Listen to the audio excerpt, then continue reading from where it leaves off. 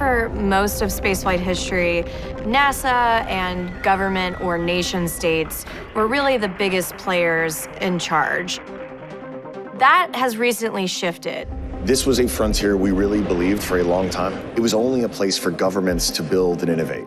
What we're seeing is a democratized space sector with a lot of smaller players and a lot of larger commercial players as well. With the global space economy currently valued at over $650 billion, one American state in particular is betting big on this rapidly growing sector.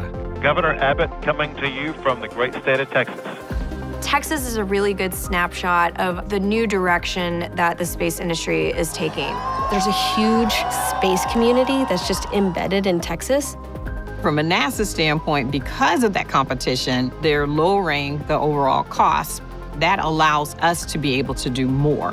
3, 2, 1, and liftoff.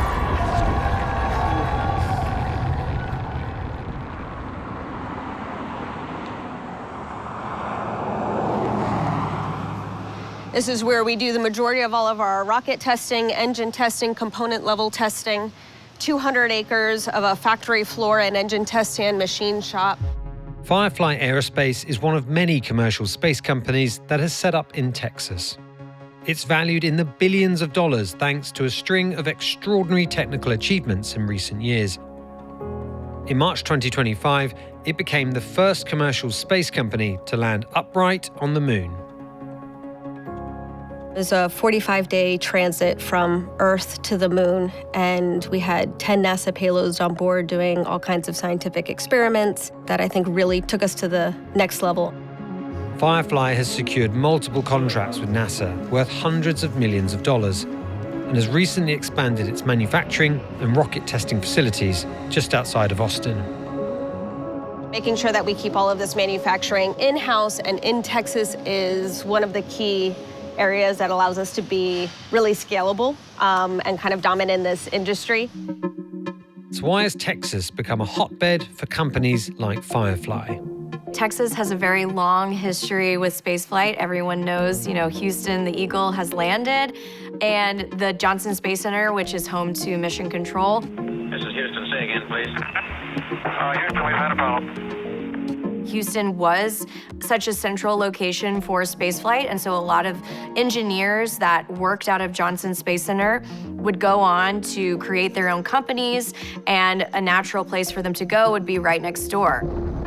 The biggest tenant in Texas is SpaceX, so they have set up shop with their Starbase facility on the southern tip of Texas.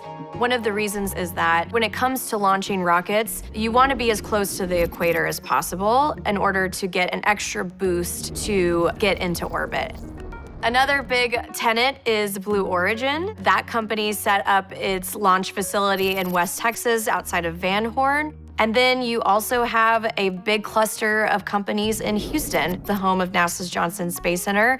And so various alums of NASA have set up shop just nearby. So you have Axiom Space, you have Intuitive Machines, and then in Central Texas, Firefly Aerospace has its rocket facility and development center. Aside from being in close orbit to NASA, Texas offers some other critical advantages. We have a cluster of businesses that have a certain synergy. It's interesting that the oil and gas industry on the surface is very different from space, but if you start to look at a lot of the capabilities, whether it's heavy machinery, metal fabrication, telemetry, a lot of those same capabilities are used for offshore exploration and drilling in harsh environments. They also focus on renewable energy and low-carbon technologies. And these are also very important for the space industry. We certainly depend upon solar panels to power our satellites, for instance. One of the reasons that Firefly Aerospace originally came to Central Texas was for land, needing a lot of open space to test its rocket engines. Also, Texas loves to pride itself on being light on regulation and very business-friendly. It's one of the reasons SpaceX relocated its headquarters to the Lone Star State in 2024. Since then, it's rapidly expanded its footprint, with giant solar and chip-making factories in its plans for the future too. Originating in California and often launching from Florida, both competing states in the world of space, it was significant that when Elon Musk announced the biggest IPO the world has ever seen, the bell rang from the new NASDAQ in Texas. Even as its hyped share price starts to come back down to earth, SpaceX's impact on Texas is undeniable, based on the sheer number of companies that stand to benefit from its success. But the company's presence in Texas isn't necessarily in the interests of Texans or the environment. This morning, environmental concerns in the aftermath of the SpaceX explosion. SpaceX has gotten a lot of attention for its presence in Boca Chica, which is where the company has set up shop to launch its Starship rocket. There are endangered species who live in the area of that beach and the mudflats that surround it. SpaceX has essentially started building up around that area, and now it looks completely unrecognizable to what it looked like before. Despite pushback from some Texans, the state is doubling down on its commitment to support the industry, including companies like SpaceX with taxpayer dollars. Those who reach for the stars do so from the Lone Star State. In 2023, the Texas legislature passed a bill to create the Texas Space Commission. What we wanted to do is make it well known that those companies who had already decided to be set up here in Texas, that they didn't leave, and that they are also helped to expand their existing footprint. Last year, the Texas Space Commission gave out $150 million in grants to support space business in the state. It's due to double that by the end of this year. While it's not the only state catering to the space economy, the creation of entities like the Texas Space Commission, with its eagerness to woo industry, marks a crucial shift in the way space exploration in the US is being conducted. And that has a lot to do with the changing role of NASA. A recent report showed that last year there was about $55 billion of investment in the space industry. And you compare that to, say, NASA's annual budget, which has hovered around roughly $24 billion annually for the last few decades now. The way NASA used to do business throughout most of its history is that if it needed a rocket or a spacecraft, it would go to its contractors and say, hey, we need this vehicle, we'll cover all the costs, but we're gonna oversee the design and the development with you, and then we're gonna own that vehicle when it's complete.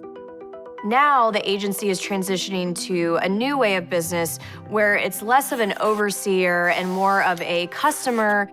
That being said, though, NASA is still a major player when it comes to leading the direction of where the space industry is headed. That's especially true in Texas, where the Johnson Space Center and its 11,000 employees are integral to arguably the most significant space program yet. We're moving into an era that we're calling Artemis. And liftoff. The crew of Artemis 2 now bound for the moon. Humanity's next great voyage begins. We're in an era where its access is open. It went from being all government with Apollo, with the shuttle.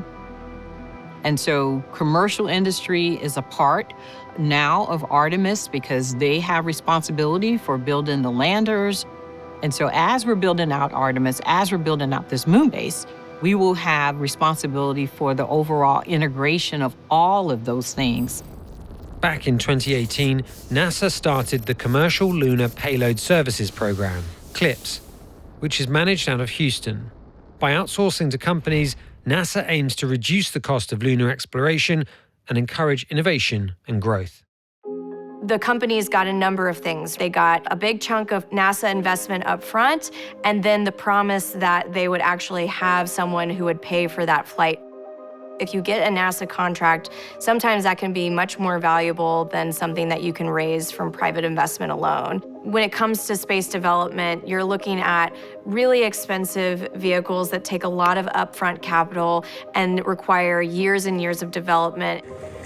In many ways, SpaceX built the model. After its first $1.6 billion NASA contract back in 2008, which saved it from bankruptcy, the company evolved and diversified, forever changing the relationship between NASA and its commercial partners. NASA did help to provide a lot of that upfront funding for the Falcon 9 that SpaceX has then used to become the most prolific launch provider in the world. Now, a primary source of the revenue that they generate comes from Starlink, but they were able to get to that level because of the initial funding from NASA that they received. A lesson that's very much being learned by the new wave of Texan companies like Firefly. A lot of the economic success that we may see from Firefly over the next few years is going to be pretty diversified between commercial or defense and then scientific exploration and partnerships, whether that's going to be in launch or in lunar and on-orbit servicing.